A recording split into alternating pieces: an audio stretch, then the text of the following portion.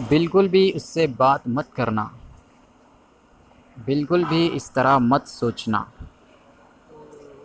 बिल्कुल भी वहाँ मत जाना।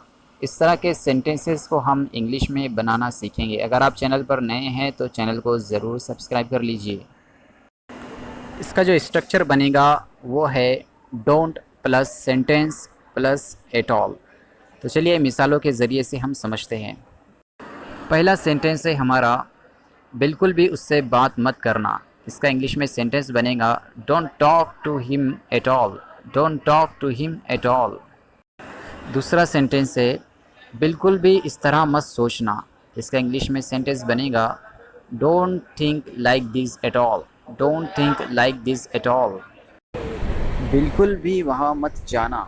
इसका इंग्लिश सेंटेंस बनेगा don't go there at all. Don't go there at all. आप लोगों के लिए एक सेंटेंस है, इसका आंसर आप मुझे कमेंट बॉक्स में ज़रूर बताएं। बिल्कुल भी मत रोना। बिल्कुल भी मत रोना।